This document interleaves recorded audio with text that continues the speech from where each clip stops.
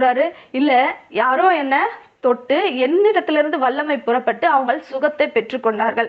பாருங்க, இவ்வளோ பேர் அவரை நெருக்கிட்டு தொட்டுட்டே தான் வராங்க. அவங்களுக்குள்ளேயும் ஏதோ ஒரு சில பிரச்சனைகள் தான் இருக்கும். அவங்களுக்குள்ளலாம் என்ன இல்லை, விசுவாசம் இல்லை. இவரை நம்ம தொட்டா நம்ம சுகமாவோம், நம்மளுடைய பிரச்சனைகள் நீங்கும்ட்டு இவ்வளோ பேர் அவரை நெருக்கி கொண்டு வந்தாலும் அவங்களுக்கு அந்த விசுவாசம் இல்லை. அவங்க சாதாரணமாக தான் போயிட்டு இருக்கிறாங்க. ஆனால் ஒரே ஒரு பெண் மட்டும்தான் விசுவாசத்தோட வந்து இயேசுவினுடைய வஸ்திரத்தை தொட்டாள். அந்த தொட்ட மாத்திரத்திலே அந்த விசுவாசம் அவளுடைய இரத்தப்போக்கை நிறுத்தியது. அவள் சுகத்தை பெற்றுக்கொண்டாள். உடனே இயேசு யாருன்னு தேடுறாரு. இயேசு மட்டும் திரும்பி யார் அது அப்படின்னு அவர் திரும்பி அன்னைக்கு தேடலைன்னு சொன்னா, நமக்கு அந்த பெண்ணை பற்றின குறிப்போ, அந்த பெண்ணுக்கு என்ன நடந்தது, அவளுக்குள்ள எப்படிப்பட்ட விசுவாசம் இருந்தது அப்படின்ற எந்த ஒரு குறிப்பும் நமக்கு இல்லாமல் போயிருக்கும். அவர் அந்த இடத்துல நின்று யார் என்னை தொட்டது அப்படின்னு அவ்வளோ கூட்டத்துக்கு முன்னாடி அவர் கேட்டதுனால மட்டும்தான் இந்த இடத்துல அந்த சம்பவம் பதிவிடப்பட்டிருக்கிறது. அன்றைக்கு அவர்களும் அந்த பெண்ணுடைய விசுவாசத்தை தெரிந்து கொண்டார்கள். ஒரு விசுவாசத்திற்கான பாடமாய் அமைந்தது. இன்னைக்கு நமக்கு வாசிக்கும் பொழுதும் அந்த விசுவாசம் வந்து ஒரு பெரிய பாடமாய் நமக்கும் இருக்கிறது. இப்போ அந்த பெண் யாருன்னு இயேசு தேடும் போது அவளுக்கு வந்து டக்குன்னு ஒரு பயம் வந்துருச்சு. அவள் ஃபஸ்ட்டு என்ன நினைக்கிறா, சுகத்தை பெற்றுக்கொள்ளணும்னு தான் நினைக்கிறா. அந்த சுகத்தை பெற்றுக்கொண்டா அந்த வல்லமை வந்து இவளுக்கு வரும், அதன் மூலமாக அவருக்கு எப்படியும் தெரிஞ்சிரும்ன்ற விஷயம் அவளுக்கு தெரியல. தெரிஞ்சு அவர் நின்று அந்த இடத்துல கேள்வி கேட்பாருனோ அவளுக்கு தெரியல. அதுக்கெல்லாம் அவள் வந்து ஆயத்தமாக வரல. அவள் இருதயத்துக்குள்ளே இருந்த ஒரே ஒரு எண்ணம் தன்னுக்கு சுகத்தை பெற்றுக்கொள்ளணுன்ற ஒரே ஒரு எண்ணம் மட்டும்தான் இருந்தது. அதுக்கப்புறம் என்ன நடக்கும், இயேசு இப்படி நிற்பாரு, மற்றவங்க முன்னாடி கேள்வி கேட்பாரு அப்படின்ற ஒரு எண்ணம்லாம் அவளுக்கு கிடையவே கிடையாது. இப்போ அவர் கேட்ட உடனே அவளுக்கு என்ன சொல்கிறதுனே தெரியல. ஐயோ, இதுக்கு மேலே நம்ம மறைஞ்சிருக்க முடியாது, அவர் கூப்பிடுறாரு, நான் போய் நின்று தான் ஆகணும் அப்படின்னு சொல்லி என்ன பண்ணுறா, வரா. இயேசு முன்னாடி பயந்து நடுங்கி போய் வரா. என்ன சொல்லுவாரோ தெரியலையே, என்ன ரியாக்ஷன் பண்ணுவாரோ தெரியலையே அப்படின்னு சொல்லி அவன் முன்னாடி வந்து நிற்கும் போது சொல்கிறா, அவள் எதுக்காக அந்த இடத்துல வந்தா, எப்படி வஸ்திரத்தை தொட்டா, என்ன அவளுக்குள்ளே நடந்தது, இவ்வளோ நாள் என்ன ஆச்சு, அவளோட பிரச்சனைகள் எல்லாம் அவள் சொல்லும்போது இதுக்கு தான் அவள் எதிர்பார்த்தா. அந்த பிரச்சனைகளை இயேசுவினிடத்துல சொல்லணும், அதன் மூலமாக அவள் சுகத்தை பெற்றுக்கொள்ளணும் தான் நினச்சா. ஆனால் இந்த இடத்துல அவள் சுகத்தை பெற்றுக்கொண்ட பிறகு அந்த பிரச்சனைகளை அவள் இயேசுவினிடத்துல சொல்கிறா. இது வந்து இயேசுக்கு தெரியும் நல்லா அவளுக்கு என்ன பிரச்சனை இருக்குது, அவள் எதுக்கு எப்படி ஓடி வந்தா, எவ்வளோ விசுவாசத்தோடு வந்தா, எல்லாமே அவளுக்கு தெரியும். இதெல்லாம் ஏன் அவர் சொல்ல அனுமதிக்கிறார்னா, அந்த சுற்றி இருந்த அவ்வளோ ஜனங்களும் அந்த விசுவாசத்தை கற்றுக்கொள்ளணும். உங்களுக்குள்ளே இந்த விசுவாசம் இல்லை, இந்த பெண்ணுக்குள்ளே இருக்குது, இந்த விசுவாசத்தை நீங்கள் கற்றுக்கொள்ளுங்க அப்படின்ற மாதிரி தான் அவர் வந்து அந்த இடத்துல அந்த பெண்ணை பேச விடுறாரு. பேசின உடனே அவர் என்ன சொல்கிறாரு, அவள் அந்த பெண்ணை பார்த்து, உன் விசுவாசம் உன்னை ரட்சித்தது, சமாதானத்தோட போ.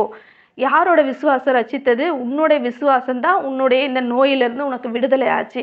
இனிமே உனக்கு இந்த நோய் கிடையாது, உன் வேதனை நீங்கி சுகமா இரு அப்படின்னு சொல்லி என்ன பண்றாரு, அந்த பெண்ணை அனுப்பி விடுறாரு.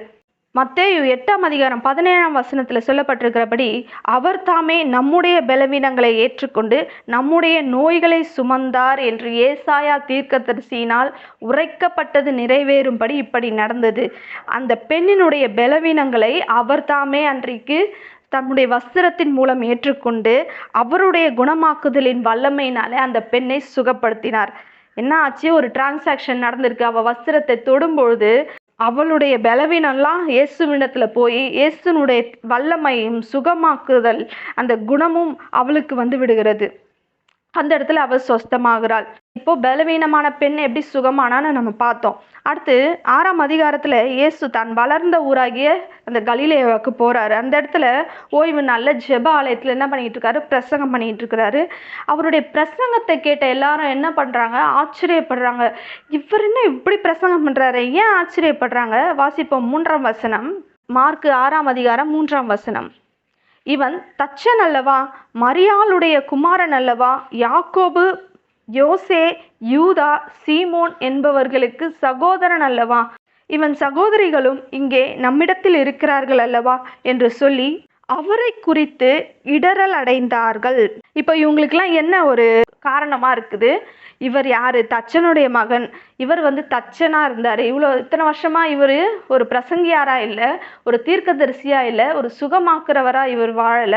இவர் வந்து இத்தனை வருட காலமாக 30 வருட காலமாக அந்த 30 வயசு வரைக்கும் ஒரு தச்சனா இருந்தார். இவன் தச்சன், இவனை நம்ம நல்லா பார்த்துருக்குறோமே. இவங்க அம்மா மரியாதை தெரியும், இவங்க சகோதரர்கள் எல்லாம் நமக்கு நல்லா தெரியும், இவங்க சகோதரிகளை நல்லா தெரியும். இவரை நம்ம சின்ன வயசுலேருந்து பார்த்துருக்கோம், சின்ன வயசுலேருந்து இந்த ஊரில் தானே வளர்ந்தாரு. இவருக்கு எப்படி இப்படிப்பட்ட வல்லமை இருக்குது? இவங்க கூட பிறந்தவங்களுக்குலாம் அந்த மாதிரி எதுவும் இல்லையே, அவங்கெல்லாம் சாதாரணமாக தானே இருக்கிறாங்க.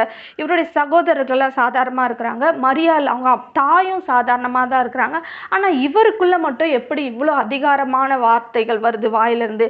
இவருக்குள்ளே எப்படி வந்து இவ்வளோ வல்லமை இருக்குது அப்படின்னு சொல்லி எல்லாரும் ஆச்சரியப்படுறாங்க. ஆச்சரியப்படுறதோட கூடவே அவர்களுக்கு இடரலாயும் இருக்கிறது. அவரை ஏற்றுக்கொள்ள அவர்களுக்கு இடரலாக இருக்கிறது. அவர்களால் வந்து இதை நம்பவே முடியல, ஏற்றுக்கவும் முடியல, இடரலாக இருக்கிறார்கள். அவர்களுக்குள்ள அந்த விசுவாசம் நிலைக்க மாட்டேங்குது, வரமாட்டேங்குது. இல்லை, இவரை வந்து இப்படி தான் இருந்தார், இவரை என்னால் நம்ப முடியாது, இவரை நான் சின்ன வயசுலேருந்து பார்த்துருக்குறேன், இவரை நம்ப முடியாது, இவரை ஒரு தீர்க்கதரிசியாவோ தேவகுமாரனாவோ அவங்களால பார்க்க முடியல, ஏற்றுக்கவும் முடியல. ஏன்னா இப்போ அவங்களுக்குள்ள ஒரு தேவை இல்லை. அவங்க என்ன பண்ணுறாங்க, ரொம்ப பலத்தோடு இருக்கிறாங்க. அதனால அவங்களுக்கு இவர் தேவை இல்லை. இவர் இருந்தால் நமக்கு எல்லாவற்றிலும் வந்து சுகம் கிடைக்கும், பலம் கிடைக்கும், நமக்கு எல்லாமே கிடைக்கும் அப்படின்ற ஒரு தேவை அவங்களுக்கு இல்லை. ஏன்னா எல்லாமே அவங்களுக்கு இருக்குது.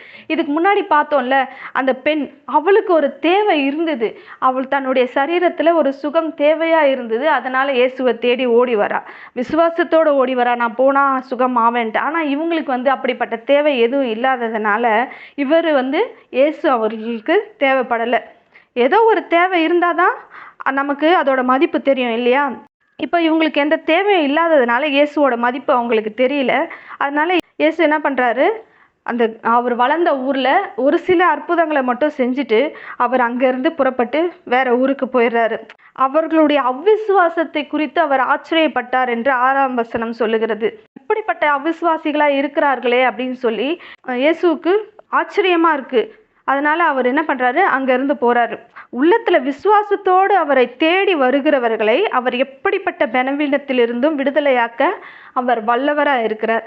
பலவீனத்தோட போனா நீ பலத்தோட திரும்பி வரலாம். சரீரத்துல தான் உனக்கு பலவீனம், ஆனா உள்ளத்துல அந்த பலன் இருக்குது. என்ன பலன்? விசுவாசம் என்கிற பலன் இருக்கிறது. இவர்கிட்ட போனா நான் சுகமாவேன்றது ஒரு நம்பிக்கை, விசுவாசம் இருக்கிறதுனால தான் அவன் வந்து அந்த சுகத்தை பெற்றுக்கொண்டாள்.